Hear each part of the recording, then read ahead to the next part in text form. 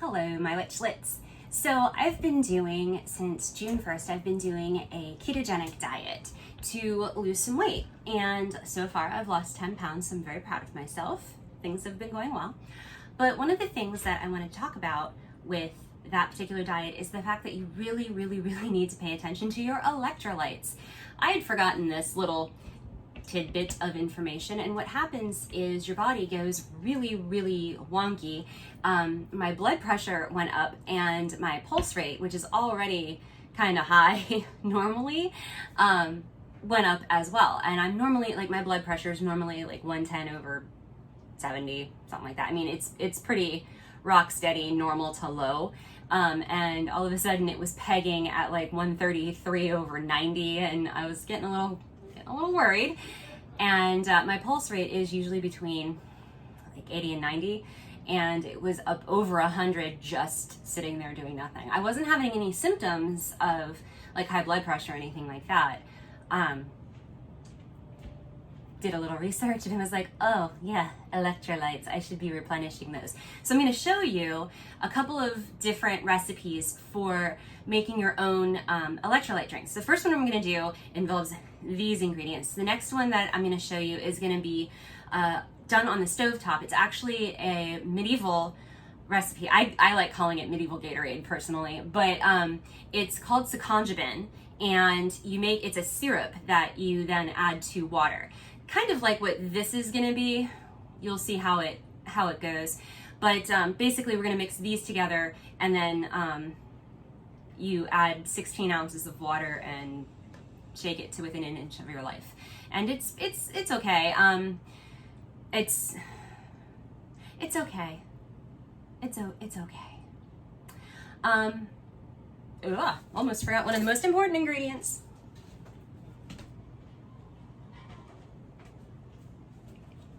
You need this.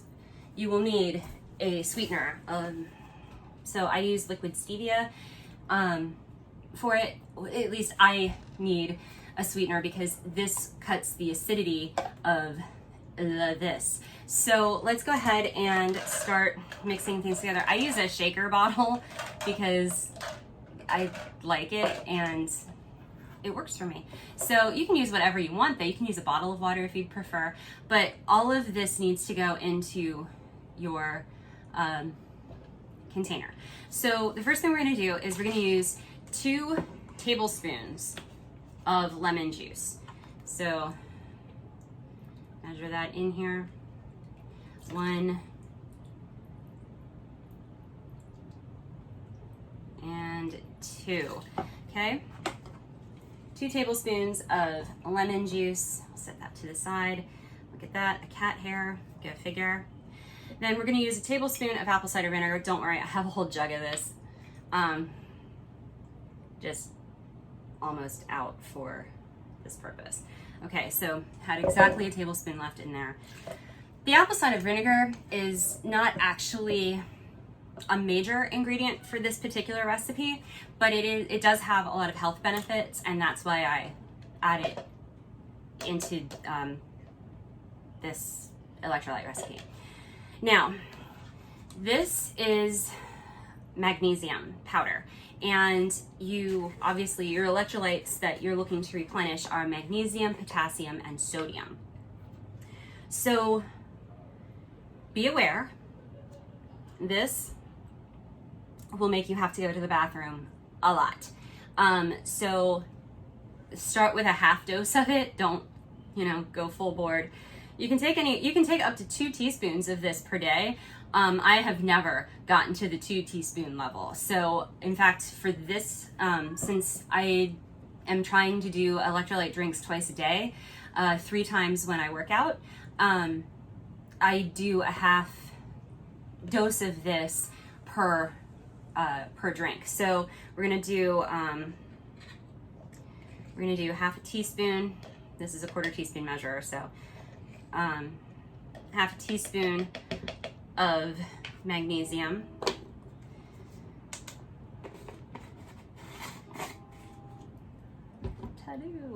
And then we're gonna add a 1/4 teaspoon of both types of salt. This is a salt substitute.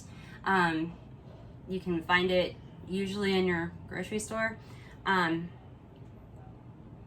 we're gonna do a 1/4 teaspoon of the potassium and a 1/4 teaspoon of our sodium.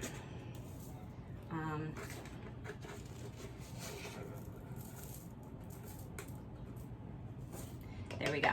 Now, to make sure you're not gonna like burn your stomach out like I have done in the past, take your liquid stevia and give it a squirt.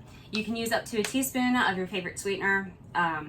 Since I'm doing the low carb thing, I just use liquid stevia. Then you would fill this with 16 ounces of water and shake it and drink it.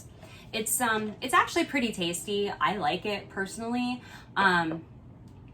Like I said, you just want to make sure that you have enough sweetener in there so that it kind of reduces the acidity of the lemon juice and the apple cider vinegar if you are sensitive to things like that, like I am. So this is the modern, I guess you could say, electrolyte drink, and we'll be back in a little bit to show you how to make Sekanjabin.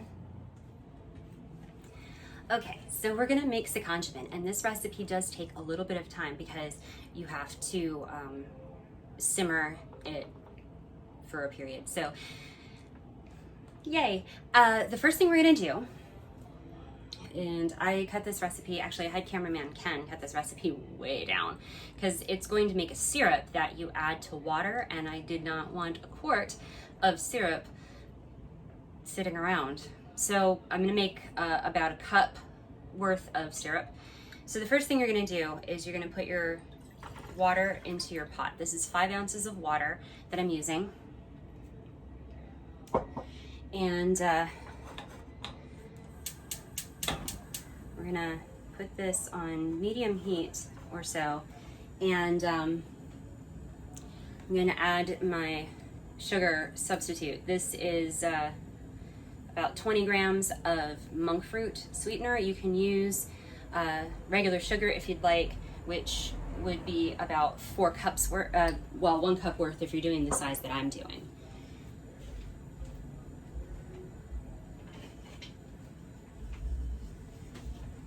And you just want to dissolve the sugar or sugar substitute in your water and bring it to a simmer. And once this gets simmering, then you're going to add some other fun things to it, like vinegar. And normally you would add mint, but I, for whatever reason, thought I had a mint plant and I don't, so I'm going to use ginger instead because ginger is tasty. So I will be back in a little bit to show you more of what you're doing. Okay, so I have the basically it's a simple syrup here going at a simmer. At this point, what you're gonna do is you're gonna add your red or white wine vinegar. In my case, I'm using a 1/4 cup. And your mint, or in my case, ginger. And you're going to simmer this for about 30 minutes. Keep an eye on it. Since I'm using a lot fewer ingredients, well, not fewer, but less quantity than the recipe calls for, I'm gonna have to keep an eye on my time. But you want to simmer this for approximately 30 minutes, and then you're going to strain everything out and put it into a storage container. And I would recommend using about a tablespoon or so of this to 16 ounces of water. And that's really all there is to it. It's Sekanjabin. It's tasty. And it, like I said, it was, it's been documented to 16th century Persia, and I know that there have been mentions of it even earlier than that, and other similar type beverages used for replenishing electrolytes even during the Middle Ages, so, and ancient times. So I'm going to turn this down a little bit here. So yeah, stay hydrated, keep those electrolytes up. You don't want to, you don't want to pull a me and like suddenly have a really high heart rate for no reason at all. So yeah, that's pretty much it. So hopefully you guys liked what you saw today. Go ahead and hit that thumbs up button if you did. Smash the dislike button if you didn't. Leave me a comment either way. Let me know what's going on. Let me know if you actually try any of these particular recipes, whether they are Sekanjabin or if they're the straight up electrolyte drink that we did first. I'd love to know. So thank you, and we'll be back with more kitchen witchery and other spells next week.